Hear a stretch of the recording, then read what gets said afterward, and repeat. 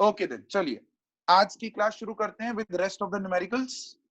Great, चलो 23rd done, 24th I will just zoom in a little bit ताकि आपको ये क्वेश्चंस थोड़े से अच्छे से दिखें। Alright, I think this focus would be good enough. Great, चलो 24th क्वेश्चन में based on solute solvent interactions arrange the following in order of increasing solubility in n octane। ध्यान से मेरे बच्चे, सॉल्युबिलिटी की जब भी बात आती है तो लाइक डिसॉल्व्स इन लाइक, वो पॉइंट अपने दिमाग में रखो, लाइक डिसॉल्व्स इन लाइक। अब एन ऑक्टेन के अंदर वो सॉल्युबिलिटी पूछ रहा है मेरे बच्चे, एन ऑक्टेन के अंदर। तो एन ऑक्टेन मेरे सारे बच्चे जानते हैं कि एन ऑक्टेन जो है वो एक नॉन पोलर सल्यूट है ना, नॉन पोलर मॉलिक्यूल है बेसिकली। सल्यूट क्या, नॉन पोलर मॉलिक्यूल है। अब वो उसके अंदर बोलता है मैंने साइक्लोहेक्सेन डाला, केसीएल डाला, CH3OH डाला, CH3CN डाला, इनकी ऑर्डर ऑफ सॉल्युबिलिटी में बताना है हमको। तो सबसे पहले हमको पता चल रहा है cyclohexane is a non polar molecule, तो सबसे ज्यादा सॉल्युबिलिटी तो साइक्लोहेक्सेन की होने वाली है। So I will put point number 1 over here, cyclohexane is the highest solubility in this. Clear? फिर बात आती है बाकी के तीन। अब बाकी के तीन जो है वो सारे के सारे पोलर मॉलिक्यूल्स हैं, बट क्वेश्चन है कि किसकी पोलैरिटी सबसे ज्यादा है। तो देखो यहाँ पर इलेक्ट्रोनेगेटिविटी डिफरेंस सबसे ज्यादा के और सीएल में होगा। सबसे ज्यादा K is your group 1, CL is your group 17। तो के और सीएल, और वो प्योरली आयोनिक कंपाउंड है, अपने को पता है वो चीज, है ना। तो ये अपने आयंस में जाएगा। सो सबसे लास्ट सॉल्युबिलिटी तो इसकी होगी, सबसे लीस्ट सॉल्युबिलिटी इसकी होगी। So I will put point number 4 over here, KCl least solubility. सबसे ज्यादा वाला मिल गया, सबसे कम वाला मिल गया। CH3OH और CH3CN में आपको डिसाइड करना है कि किसके अंदर जो है वो पोलैरिटी जो है वो ज्यादा है। तो सोचो, दिमाग लगाओ, किसके अंदर पोलैरिटी आपको लगता है कि ज्यादा है, CH3CN में या CH3OH में? Come on, give me the answer. CH3CN या CH3OH, किसके अंदर सॉल्युबिलिटी ज्यादा है, सॉरी पोलैरिटी ज्यादा है? Sir think so CH3CN। CH3CN में पोलैरिटी ज्यादा है? नहीं, गलत मेरे बच्चे। CH3OH। CH3OH, alcohol, alcohols are the one which are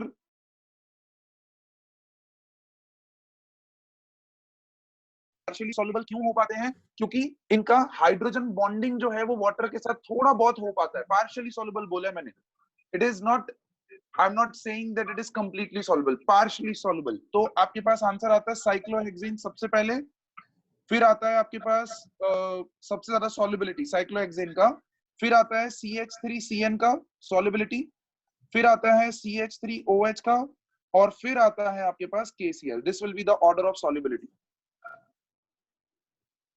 white section में मैंने लिखा है, I suppose it is visible to all of you. Okay great. और अगर कुछ मिस आउट हो जाता है डोंट वरी, पूरा का पूरा रिकॉर्डिंग आपका जा रहा है जूम पे, आप वहां पर पॉज करके आराम से देख सकते हैं क्या समझाया मैंने। Alright great. क्वेश्चन नंबर 25, चलिए quick, be very very fast. Question number 25, amongst the following compounds identify which are insoluble, partially soluble and highly soluble। बच्चे ये क्वेश्चन है ना, इसके आंसर्स आप लोगों को लगेंगे कि भी हाँ कुछ आंसर्स आप सेटिस्फाई नहीं होंगे, हो सकता है, बट इसके पीछे बहुत डेप्थ कहानियां है भाई।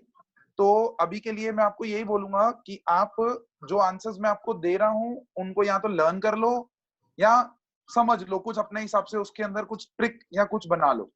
मैंने अभी अभी आपको बताया अल्कोहल, कोई भी फॉर्म ऑफ अल्कोहल जो है वो पानी में पार्शियली सॉल्युबल है। प्लीज शिवांश अपने माइक की तरफ ध्यान रखो, यू आर अनम्यूट, अभी मैंने म्यूट कर दिया है but please take care of it. Phenol is partially soluble, PS। Toluene, अब ध्यान से देखो, टोलुइन तो नॉन पोलर मॉलिक्यूल है और वाटर जो है वो पोलर मॉलिक्यूल है, तो ये भाई सब इनसॉल्युबल हो जाएगा, IS इनसॉल्युबल।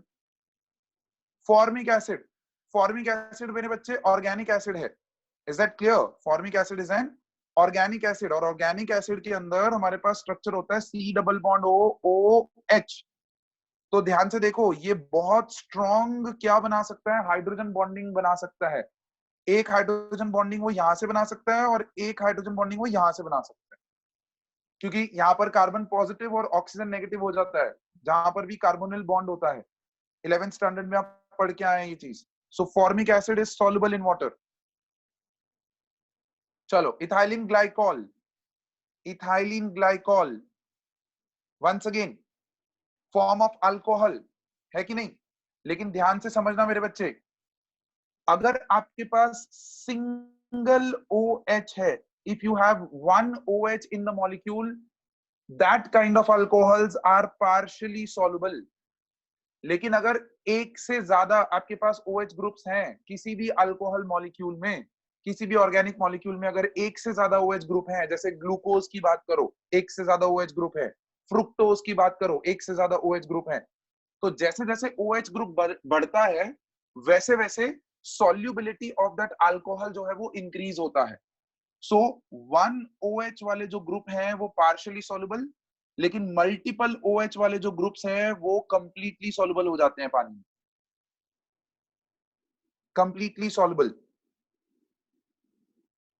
क्लियर है मेरे बच्चे? श्योर है सब लोग? Please keep doing the thumbs up and something, कुछ इंटरेक्ट करते रहिए so that I know that I am audible. Yes, great, good. चलिए आगे बढ़ते हैं. Let's see the next part. क्या दिया है? क्लोरोफॉर्म. क्लोरोफॉर्म का फॉर्मूला क्या होता है? क्लोरोफॉर्म का फॉर्मूला CH3Cl. याद है सबको? CH3Cl, that is your chloroform. So simply it's a non-polar molecule. Non-polar molecule है तो वाटर के अंदर वो insoluble होगा. IS. Again, pentanol. Pentanol is an alcohol molecule, लेकिन with one OH group, है ना? तो यक्ष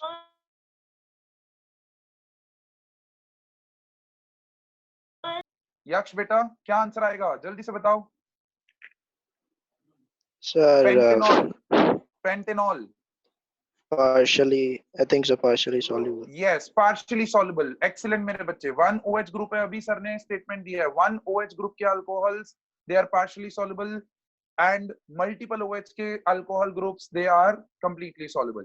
Please alcohol वाले पार्ट्स को अच्छे से समझ लो मेरे बच्चे. कॉम्पिटिटिव में, नीट में, जेई एडवांस, इन सब में डायरेक्ट क्वेश्चंस आते हैं इस तरह के. So please take care of this. Is that clear? All right. And for tip for my board students, ये क्वेश्चंस आपके 1 मार्कर्स, आपके MCQs ऑलरेडी इंट्रोड्यूस हो चुके हैं. So question number 23, 24 and 25, expect them in your MCQ part. All right, expect them in your MCQ part, please. Okay, great. चल, let's move ahead. 26th question मैंने already कर दिया है. 27 से आपका बैच स्टार्ट हो रहा है. Let's start with 27 question. चलिए फटाफट से 27 क्वेश्चन पढ़िए एंड जिसको भी डाउट है put a raise hand symbol in your video. Put a raise hand symbol in your video.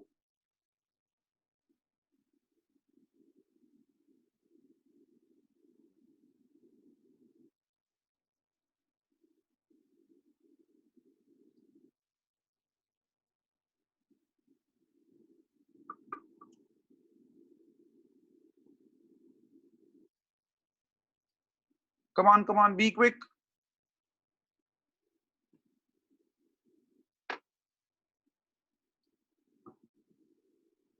Raise hand symbol. All right, Karanveer has not understood. Honestly, Shivansh has not understood. Good. Prablin Kaur को समझ में आया question? I am expecting काफी बच्चों को ये doubt होना चाहिए. ओके, तानिश मिश्रा, पूरब पटेल, एक्सीलेंट मेरे बच्चे.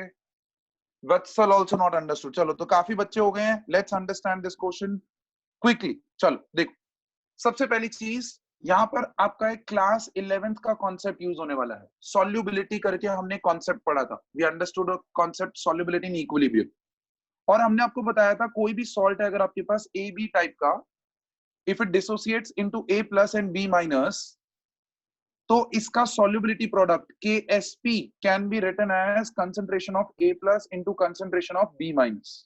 याद है? ध्यान से सुनना, ये जो स्टेटमेंट मैं बोलने जा रहा हूं मैंने अपनी वीडियो में भी दिया हुआ है कि सॉल्युबिलिटी, एक सॉल्ट का जो सॉल्युबिलिटी होता है एक पर्टिकुलर अमाउंट ऑफ सॉल्वेंट में, that is nothing but your maximum concentration of that salt in that particular amount of solvent. ये ऑलरेडी हम solubility वाले पार्ट में भी एक्सप्लेन कर चुके हैं कि भाई सॉल्युबिलिटी जो है वो हमेशा सैचुरेटेड सोल्यूशन की ही देखी जाती है. Solubility you can not define. जब तक आप और सॉल्ट डिसॉल्व कर सकते हो तब तक आप बोल नहीं सकते हो कि उसका सॉल्युबिलिटी अचीव हो गया है. नहीं, जब वो डिसॉल्व होना बंद हो जाए सॉल्ट, तब हम बोलते हैं कि that you have achieved the solubility and that actually is the maximum concentration that you can achieve. So ये एक स्टेटमेंट जो मैंने यहां पर दिया है उसको अपने दिमाग में सेट कर लेना कि solubility actually gives you the maximum concentration of the salt in that particular amount of solvent at a given temperature, obviously. तो अब मेरे बच्चे यहां देखो, आपको एक सॉल्ट दिया हुआ है. क्या दिया हुआ है बच्चे? CuS. और उसका solubility प्रोडक्ट दिया हुआ है. तो देखो, CuS जब डिसोसिएट होगा तो वो बनाएगा Cu2 प्लस S2 माइनस. ठीक है. अगर इसका solubility में S assume करूं, if I assume the solubility S, तो at saturation इसके concentration of ions S होंगे और इसके भी concentration of ions S होंगे, है ना. और अभी मैंने आपको बताया KSP solubility product is nothing but Cu2 plus into S2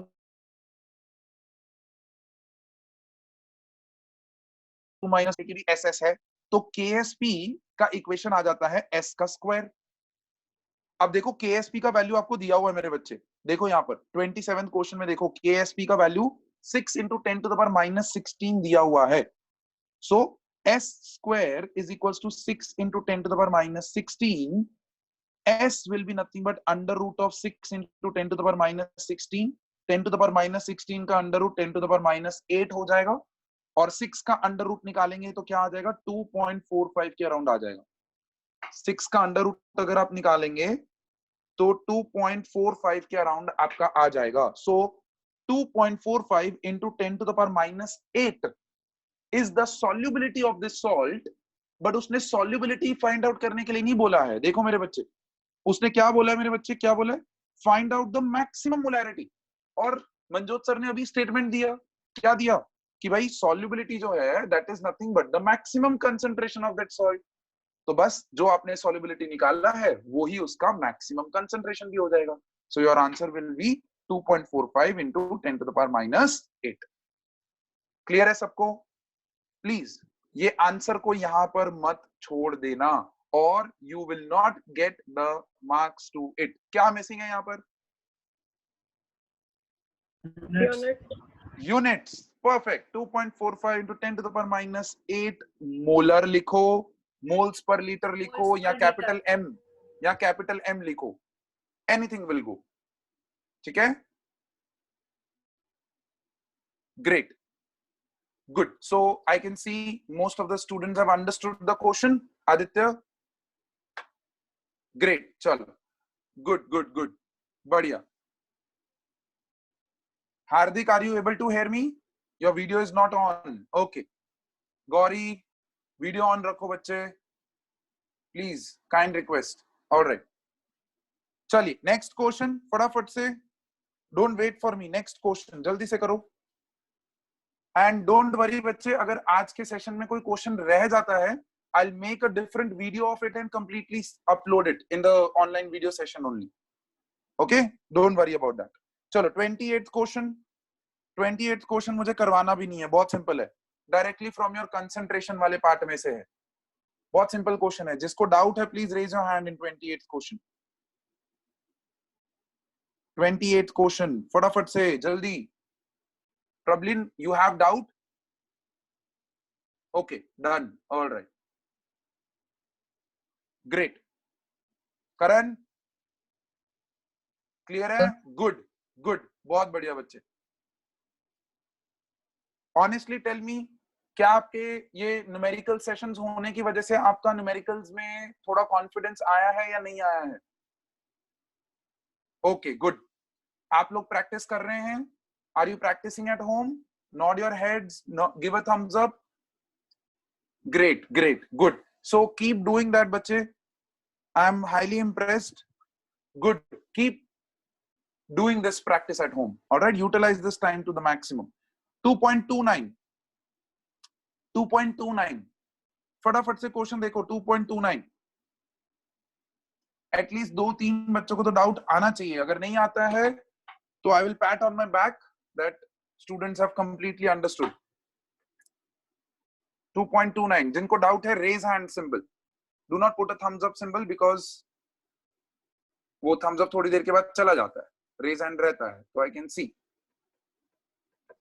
Karanvir ने किया है हाँ वो देखा मैंने मैम. वो पार्टिसिपेंट लिस्ट खुला रहता है मेरे. यक्ष Patel good. Tanish Mishra good. Problem. Okay, so lot of students have put a raise hand symbol. Great. Okay, lower down your hands. Question कर लेते हैं ये वाला. Question कर लेते हैं. Please lower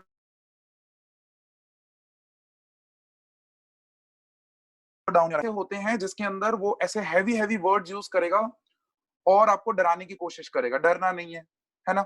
कुछ बच्चे पूछते हैं सर नैलोरफीन क्या होता है. क्या करना है तुमने जान के. क्या करना है ना. कुछ नहीं, छोड़ दो उसको. उसने आपको फॉर्मूला दे दिया है, वो फॉर्मूला ही आपकी जरूरत है, आपको पता है. Leave what is given. Nalorphine क्या होता है, छोड़ दो. Similar to morphine. बच्चे बोलते हैं मॉर्फिन सर, मॉर्फिन का तो फॉर्मूला भी नहीं दिया हुआ, क्या करें. बट क्वेश्चन पढ़ तो लो. मॉर्फिन का जरूरत है भी कि नहीं है, पहले पढ़ तो लो. क्या बोल रहा है वो. Is used to combat withdrawal symptoms in narcotic users. ठीक है. अब नार्कोटिक ड्रग्स अपने बहुत सारी मूवीज देखते हैं, सीरीज देखते हैं. सो प्लीज कोई भी बच्चा नहीं है यहाँ पर, सबको पता है कि हाँ नार्कोटिक्स क्या होता है ना. ऑलराइट. Dose of nalorphine. देखो ध्यान से, अब यहाँ से आपका क्वेश्चन शुरू होता है. पहले जो है ना वो उसकी कहानी है, तो उसकी कहानी में उलझ मत जाओ बस. That's my point. Dose of nalorphine generally given is 1.5 milligrams. एक डेटा मिला आपको कि भाई जनरली 1.5 मिलीग्राम्स दिया जाता है.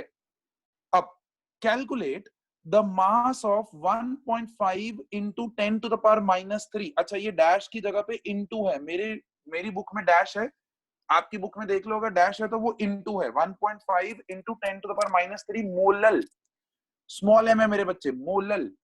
So 1.5 into 10 to the power minus 3 molal aqueous solution required for the above dose.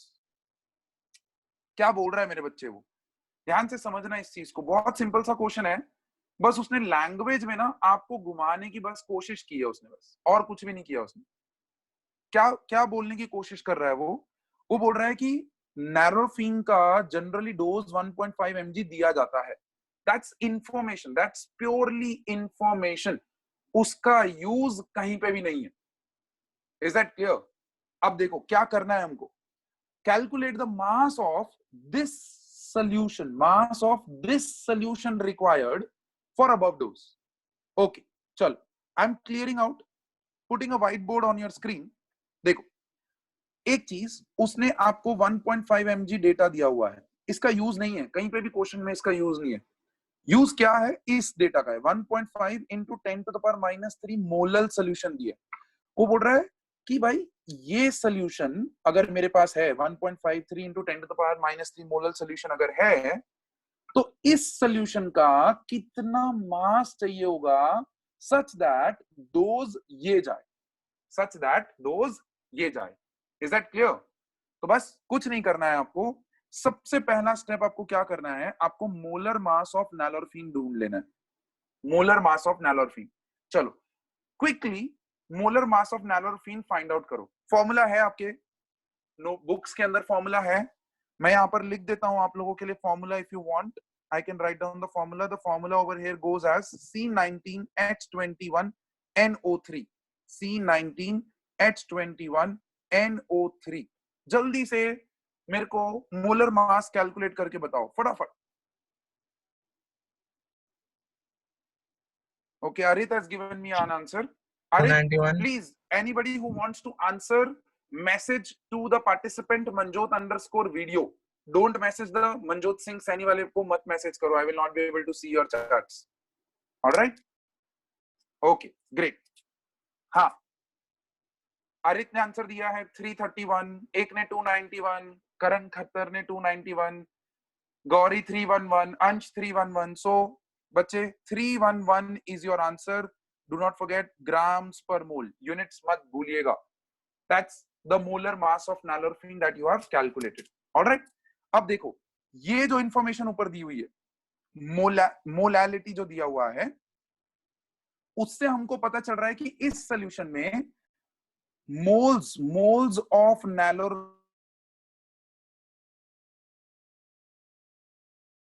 5 into 10 to the power minus 3 moles. Clear है? इतने मोल्स उस सॉल्यूशन में है। अब वो क्या बोल रहा है? अब वो ये बोल रहा है कि भाई क्या निकालना है? आपको निकालना है mass of this solution.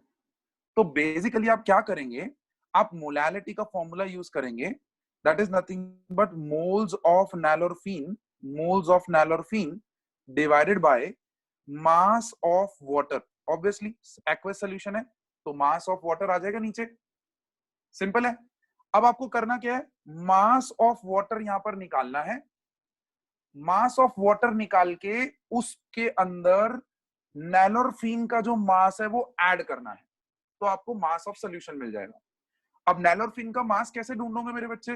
Molar mass है, मोल्स है, तो आप डायरेक्टली कर सकते हो मोल्स इनटू मोलर मास, तो आपको मास ऑफ नैलोरफिन मिल जाएगा।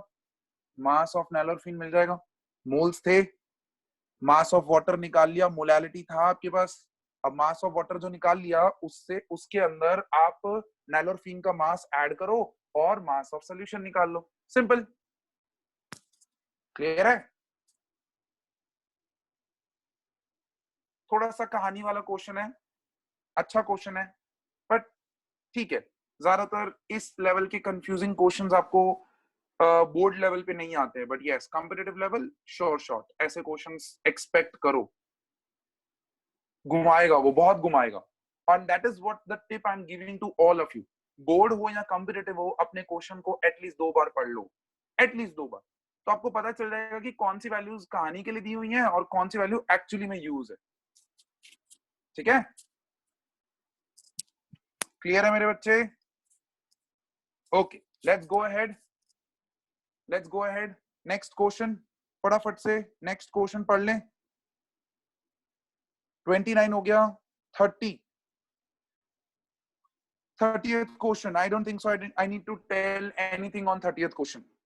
कोई है जिसको डाउट है 30th क्वेश्चन में? Please ask, raise your hand. I am able to see your hands over here.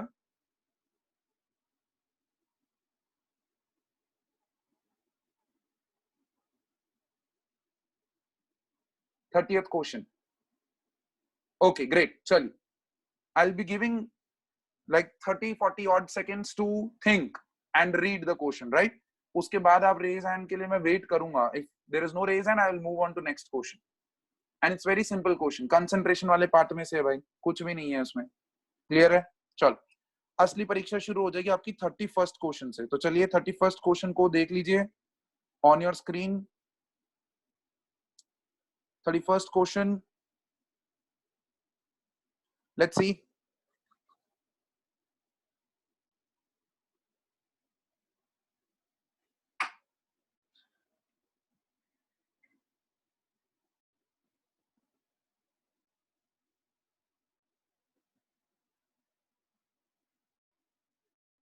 क्या दिया है क्वेश्चन में उसने? Depression freezing point of water observe for the same amount of acetic acid, trichloroacetic acid and trifluoroacetic acid increases in the order given above. कहां है भाई order? कहां दिया हुआ है इसमें? is there question incomplete in my book? Sir जैसे लिखे हैं वही ऑर्डर है। अच्छा, okay, so that order which is given उसी ऑर्डर में उसने बोल दिया है। ओके, ठीक है। एक्सप्लेन ब्रीफली, इसका रीजन पूछ रहा है वो कि क्यों ऐसा होता है। Depression in freezing point of water observe for the same amount of this acidic acid, trichloroacetic acid. चलो फॉर्मूला बना लो भाई। ट्राइक्लोरोएसिटिक एसिड, ट्राइफ्लोरोएसिटिक एसिड, बहुत सिंपल क्वेश्चन है भाई। Acidic acid CH3COOH, trichloroacetic acid CCl3COOH,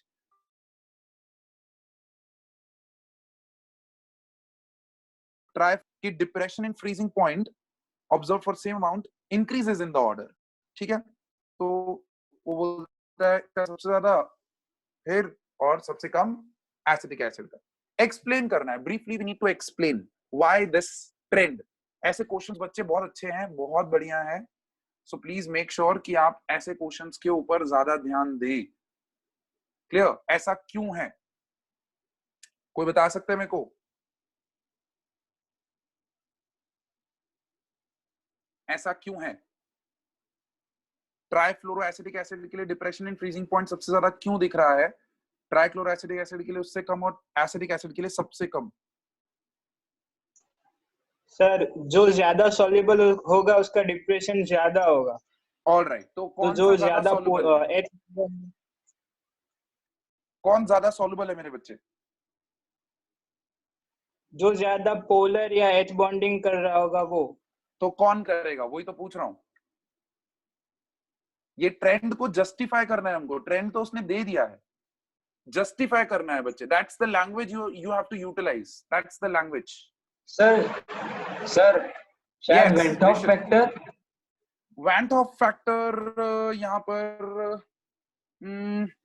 ठीक है, something related to that part. देखो यहाँ पर CH3COO माइनस और H प्लस मिलेगा आयंस के फॉर्म में, यहाँ मिलेगा CCl3COO माइनस और H प्लस, और यहाँ मिलेगा CF3COO माइनस और H प्लस। क्या आप ऑब्जर्व कर पा रहे हैं कि सबसे ज्यादा नंबर ऑफ पार्टिकल्स किसके अंदर होंगे? See, Rishit has got to a right path. उसने बोला सर वैंट ऑफ फैक्टर से रिलेटेड कुछ है, तो yes, since we know colligative properties are related to only relative number of solute particles, और हमको पता है कि ये सारे ऑर्गेनिक एसिड्स हैं, तो बच्चे ऑर्गेनिक एसिड्स अपने को पता है दे आर वीक एसिड्स। हम ऑलरेडी ये इक्विलिब्रियम चैप्टर में आपको ये टर्म लिखवा चुके हैं that organic, all organic acids are weak acids. तो हमको पता है कि ये सब के सब पार्शियली डिसोसिएट होंगे। लेकिन क्वेश्चन ये है कि किसका डिग्री ऑफ डिसोसिएशन सबसे ज्यादा होगा? जिसका डिग्री ऑफ डिसोसिएशन सबसे ज्यादा होगा उसके अंदर नंबर ऑफ पार्टिकल सबसे ज्यादा होंगे, है कि नहीं? सब लोग एग्री करते हैं मेरे साथ? जिसका डिग्री ऑफ डिसोसिएशन सबसे ज्यादा होगा उसके नंबर ऑफ पार्टिकल ज्यादा होंगे।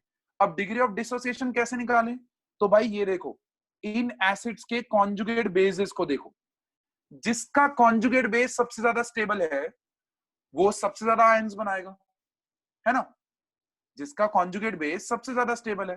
तो देखो CF3, this is FFFCOO minus, C chlorine chlorine chlorine, C double bond O minus, CHHH C double bond O minus. बताओ स्टेबिलिटी सबसे ज्यादा किस में है? स्टेबिलिटी सबसे ज्यादा किस में है? फ्लोरीन वाले में, क्लोरीन वाले में, कि हाइड्रोजन वाले में? फ्लोरीन वाले में, most electronegative.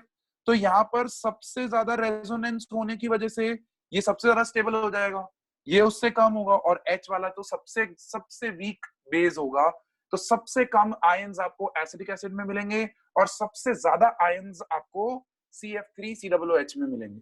So how are you going to write down this question? ये तो explanation हो गया, you can take a screenshot later on in your videos, but how are you going to write down this question? That since, देखो उसने order तो दे दिया है, आप खाली लिखो, you will start from here. Since the degree of ionization of CF3COOH is the highest, hence the number of particles। देखो बच्चे, किस लाइन को मैं एम्फेसिस दे रहा हूं, किस लाइन को मैं हाईलाइट कर रहा हूं? Since degree of ionization of CF3COOH is the highest, hence the number of particles in CF3COOH will be the highest, hence the depression will be the highest. So this is how we explain the trend. Is that okay to everyone? Thumbs up. Great. Good, good, good. चलिए आगे बढ़ते हैं. Let's move on to the next question. 31st question हो गया. 32nd और 33rd question same type के questions हैं. They are almost same, similar type questions. एक में सीधा सीधा क्वेश्चन पूछा है, दूसरे में रिवर्स जाने में आपको मजबूर किया है उसने. तो मैं क्या करता हूं, मैं आपका 32nd क्वेश्चन ले लेता हूं और 33rd क्वेश्चन जो है वो अभी आप मेरे साथ सॉल्व करेंगे. We have time with us, तो 33rd क्वेश्चन आप मेरे साथ सॉल्व करेंगे. 32nd में आपको समझाता हूं. देखो क्या बोल रहा है वो. Calculate the depression in freezing point of water when 10 grams of this acid over here is added to 250 grams of water. Clear? Ka दे दिया है उसने, Kf दे दिया है. देखो Ka और Kf. Ka याद रखना, Ka is dissociation constant of the acid. भ्रमित मत हो जाना. उसने जो लिखा है, please do not get into the words, the language the examiner uses. Understand, apply your complete logic. Ka over here is your dissociation constant. class 11th equilibrium का concept use कर लिया उसने यहाँ पर. अब देखो, उसने आपको एक एसिड दिया हुआ है, and that acid over here is nothing but CH3 CH2 CH Cl COOH. अब अपने को पता है ये एसिड डिसोसिएट होगा into CH3 CH2 CH Cl COO minus. These are the two ions you're going to get from this acid. पहली चीज question से ये पता चलती है. दूसरी चीज क्या पता चल रही है मेरे बच्चे? वो बोल रहा है 10 ग्राम्स ऑफ दिस एसिड. तो इस एसिड का उसने मास दे दिया. मास ऑफ दिस एसिड, मैं WA एसिड ले लेता हूं 10 grams, and mass of H2O दे दिया है उसने 250 ग्राम्स. क्लियर? अब वो बोलता है Ka दे दिया, Kf दे दिया, calculate the depression in freezing point. मतलब डेल्टा TF आपको ढूंढना है. अब ध्यान से देखो बच्चे, इंटरेस्टिंग क्वेश्चन है. अपने को दिख रहा है कि ये एक आयोनिक कंपाउंड है, मतलब ये एक इलेक्ट्रोलाइट है, मतलब इसके अंदर वैन हॉफ फैक्टर का यूज होना है. आप डायरेक्टली फॉर्मूला नहीं लगा सकते delta TF KF into molality. आपको I का यूज करना ही पड़ेगा यहाँ पर, बिकॉज हमें दिख रहा है कि ये अपने आयंस में डिसोसिएट होगा. एसिड है, अपने आयंस में डिसोसिएट होगा. The question is how do I get I over here sir? I कैसे निकालूंगा? डेल्टा TF मुझे ढूंढना है. इक्वेशन एक है बट वेरिएबल दो है. मुझे I भी चाहिए, डेल्टा TF भी चाहिए. तो पहले मैं I निकालने का रास्ता ढूंढता हूं. तो अगर आपको याद हो, आपने एक फॉर्मूला देखा था Ka is equals to C alpha square. ऐसा एक इक्वेशन देखा हुआ है, और वहां से आप अल्फा की वैल्यू निकाल पाते थे under root of Ka by C. सबको याद है बच्चे? ये तो बहुत फेमस है, इक्विलिब्रियम में बहुत बार यूज किया हमने. Alpha is equals to under root Ka by C. Great. Ka का वैल्यू उसने दिया हुआ है, और कंसंट्रेशन आप निकाल सकते हैं. कंसंट्रेशन देखो ये रहा 10 grams 250 grams. Mass of water दे दिया है, मास ऑफ एसिड दे दिया है. यहां से आप मोलैलिटी निकाल सकते हो. यहां पर कोई भी कंसंट्रेशन रख सकते हैं मेरे बच्चे, एनी कंसंट्रेशन. सो मोलैलिटी यहां पर निकल सकती है. So you find out the molality over here. उस मोलैलिटी को आप यहां पर रखो, Ka के साथ डिवाइड करो, वहां से अल्फा की वैल्यू निकालो. That will be your step number 1. That will be your step number 1. Clear है? सब लोग हैं? Please be on the board. This is very, very important. Be on the screen. This is very, very important. Okay. Then I'm rubbing this part. Alpha हमने निकाल लिया. अब याद करो अल्फा की वो कहानी जो हमने चैप्टर के जस्ट लास्ट में पढ़ी थी. हमने पढ़ा था alpha is equals to I-1 upon N-1, है ना? अब देखो अल्फा आपने निकाल लिया स्टेप नंबर 1 में. N आपको दिख रहा है, कितना है भाई? 2 दिख रहा है. 2 आयंस में डिसोसिएट होगा ये. N मिल गया, अल्फा मिल गया. क्या आप यहां से I निकाल सकते हैं? This is your step number 2. I, आपने I निकाला. Now what is left? What is left? Nothing is left sir. देखो ऊपर इक्वेशन, I मिल गया, KF उसने दिया हुआ है, मोलैलिटी आपने ऑलरेडी ढूंढ ली है, वैल्यूज डालो और आंसर निकालो. क्लियर है बच्चे? सबको क्लियर है? Please mind it. हल्के में मत लें ये क्वेश्चंस को. These are the most important questions from your solutions chapter. Van't Hoff factor जिसमें होता है, उसमें से क्वेश्चन सबसे ज्यादा बनने के चांसेस. Alright, great.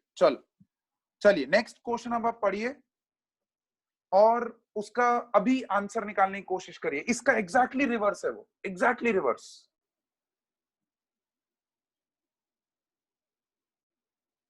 पढ़ो क्वेश्चन क्या दिया है. 33rd question. 19.5 grams of CH2F COOH is dissolved in 500 grams of water. Mass of solute मिल गया, मास ऑफ सॉल्वेंट मिल गया. The depression in freezing point of water is 1 degree Celsius. Delta TF दे दिया मेरे बच्चे उसने, delta TF. Mind that, delta TF मिल चुका है आपको. करना क्या है? Calculate the van't Hoff factor and dissociation constant of fluoroacetic acid. उल्टा पूछ लिया. देखो ऊपर वाले क्वेश्चन में Ka दिया हुआ था, अब नीचे वाले क्वेश्चन में वो के ए निकालने के लिए बोल रहा है, तो इनडायरेक्टली वो क्या करने के लिए बोल रहा है, कोई मुझे बताए please, help me with this question. Manjot sir is stuck over here, come on. Anybody who has got the path, raise hand symbol in your video.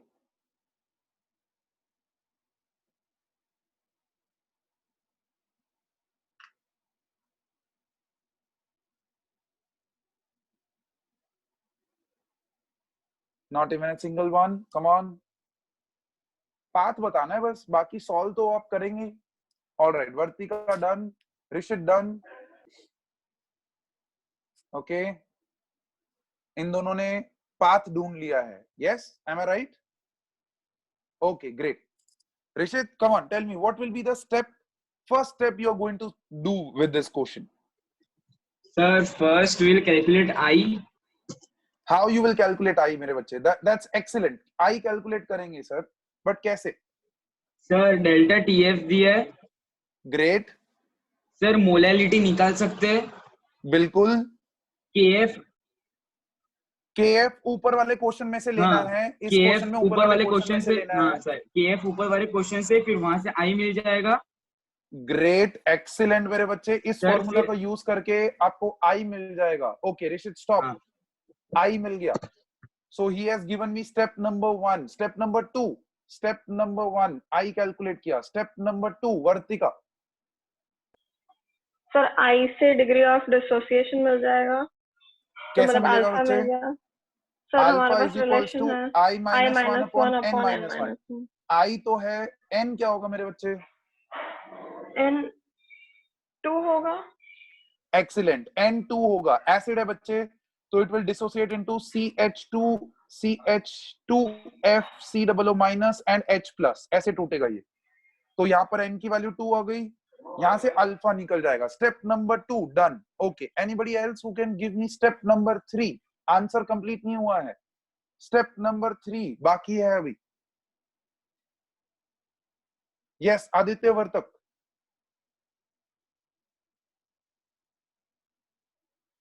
Aditya, are you able to hear me?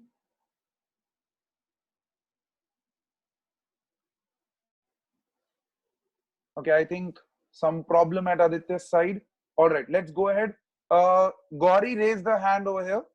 Gauri, please. Third step. Sir, 1 plus alpha. तो sorry, n2 हो जाएगा.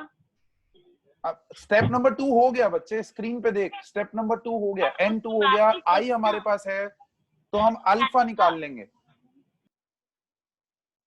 Step number 3. Step number 3. I got confused. हाँ, क्या ढूंढना है question में? देखो क्या ढूंढना है, क्या ढूंढना है बच्चे?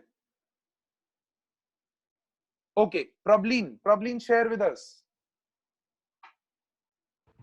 Sir, alpha is equals to under root Ka by C.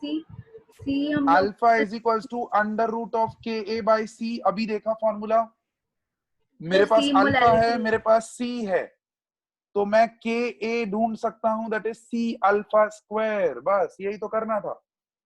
Dissociation constant ढूंढना था, और वो हमने ढूंढ दिया. ठीक है, देखो step wise, mind it. It's first class where you are exposed to such level of numericals. So इसीलिए मैं step wise रख रहा हूं. जब आप एक बार प्रैक्टिस करना शुरू कर देंगे and you will be in the flow of solving the numericals, then वो steps जरूरी नहीं है आपको लिखना, आप सीधा सॉल्व कर सकते हैं. बट मेरा रिक्वेस्ट रहता है, मेरा एडवाइस रहता है मेरे बच्चों को कि जब भी आप सॉल्व करें तो ऐसे स्टेप्स में करें, ताकि अगर कहीं पे गलती है भी तो आपको खाली वो ही स्टेप को वापस रिजॉल्व करना रहेगा. अगर आप हॉच पॉच तरीके से लिखेंगे तो पूरा क्वेश्चन वापस सॉल्व करना पड़ेगा. Alright, great. Sir.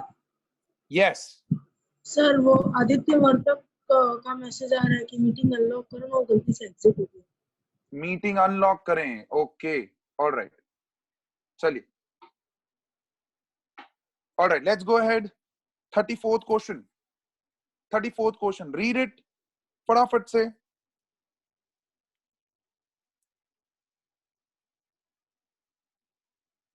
Thirty fourth question, be quick. जिनको डाउट है रेज हैंड सिंबल जल्दी से।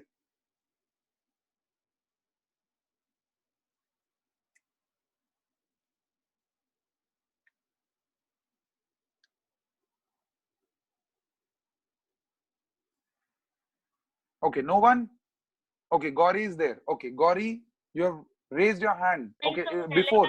Okay, it was before. All right. Great. So I can see most of you have got this question. 34th. Vapor pressure of water 293 Kelvin is, तो P naught दे दिया है. Just हल्का सा उसके अंदर हम values देख ले क्या क्या दिया है. P naught दे दिया है. फिर क्या दे दिया है बच्चे? Calculate the vapor pressure of the solution. Calculate the vapor pressure of water at 293 Kelvin when 25 grams of glucose is dissolved in 450 grams. Okay, just hold on. Vapor pressure of water at 293 Kelvin is this. Okay, P naught is given. P naught दे दिया है. Calculate the vapor pressure of water at 293 Kelvin when 25 grams of glucose is dissolved in 450 grams of water.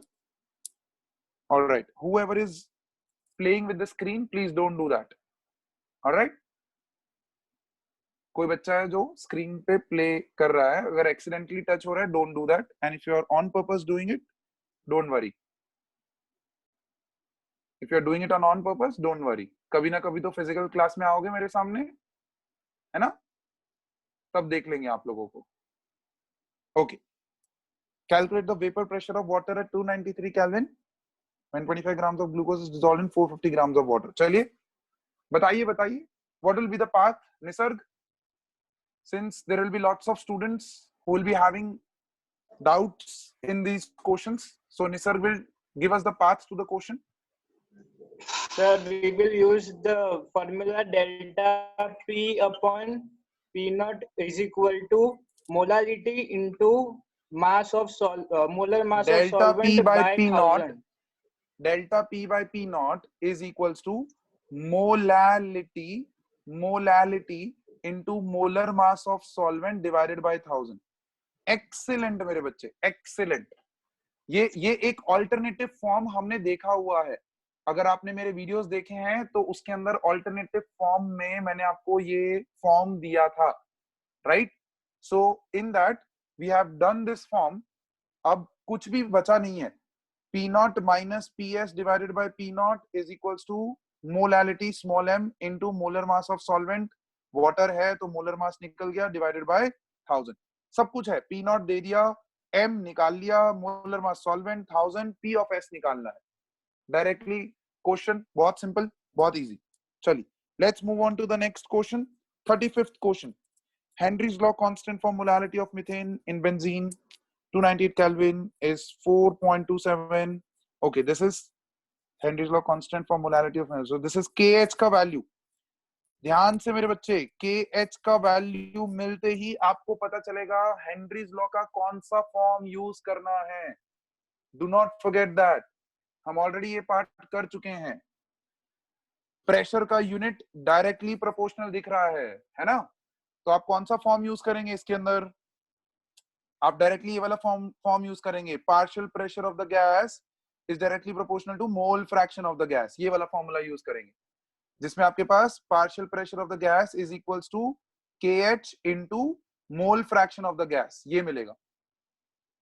Pressure का unit direct proportionality दिखा रहा है KH के unit में, तो ये वाला फॉर्म डायरेक्टली यूज करेंगे. आपका क्वेश्चन सॉल्व हो गया already. Calculate the solubility of methane in benzene at 298 Kelvin. Done. Question is done already. Already मैं बता चुका हूँ, ये जो मोल फ्रैक्शन है इसी को हम solubility of gas भी ले सकते हैं. We have already done that. Already told you that in the Henry's law question. हमने proper zoom session रखा था numericals के लिए of Henry's law. उसमें हमने ये forms करवाए थे आपको. वहां पर हमने आपको बता दिया था कि किस तरह से कौन सा फॉर्म यूज करना है Henry's law का, वो आपको पता चल जाएगा from the unit of KH. All right? So directly mole fraction ढूंढना है. KH दे दिया, partial pressure दे दिया, खत्म हो गया क्वेश्चन यार. सिंपल क्वेश्चन है। चलो आगे बढ़ो। 36th क्वेश्चन, चलो रीड डाउन 36th क्वेश्चन। कौन सा लॉजिक लगेगा इसके अंदर, बस इतना बता दो जल्दी से। लास्ट क्वेश्चन फॉर टुडे, फिर आपके कुछ क्वेश्चंस बाकी रह जाएंगे and that would be nothing but 37 आप पढ़ सकते हैं, ये क्वेश्चन नहीं आएगा। 38, 39, 40, 41 ओके, उसमें भी 39 वाला क्वेश्चन मैं ले चुका हूँ, 39 वाला क्वेश्चन मैं ले चुका हूँ, 38 वाला क्वेश्चन भी मैं ले चुका हूँ। सो 38 and 39 is already done in my numerical videos. Clear? और लास्ट के दो I'll make a video of that as well and I'll put it in the Google Classroom. All right, so we are done with the exercise. Just let's see 36 question का solution मिला है तो 36th question, be quick बच्चे। Put a raise hand symbol. Vatsal is already raised. Okay, great. Quickly.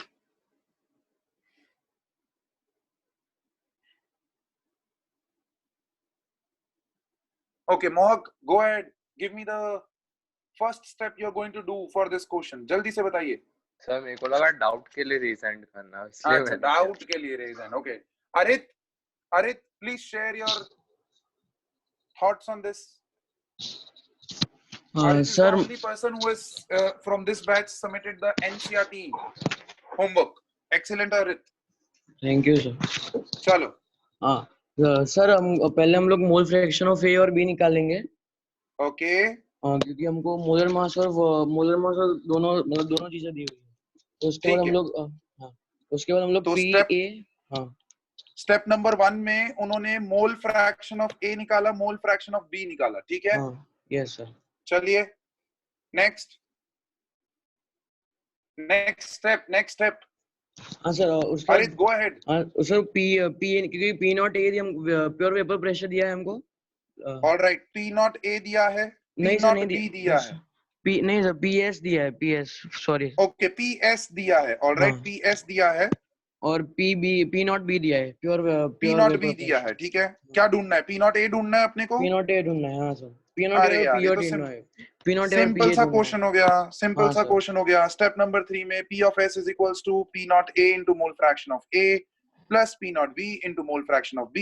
ये equation use करो, यहाँ से P not A निकाल लो, खत्म, आंसर डन। क्लियर है? Alright, great. चलो let's meet up in the next session that is on what बच्चे? कब होएगा आपका? सैटरडे को आपका टेस्ट है सॉल्यूशंस का। Do not forget you have a test on Saturday और उसके क्वेश्चंस मैंने ऑलरेडी भेज दिए हैं, आपको क्वेश्चंस भेज दिए हैं, वो आपके गूगल क्लासरूम में अपलोड हो जाएगा। जूम सेशन में अपने को आना है, लाइव मेरे सामने बैठना है और टेस्ट लिखना है, ठीक है? बिकॉज ऑलरेडी मैंने क्वेश्चंस दे दिए हैं, तो please, I know you people are very honest, you will not cheat, I know, but still on safer side I'm just keeping that clear है बच्चे?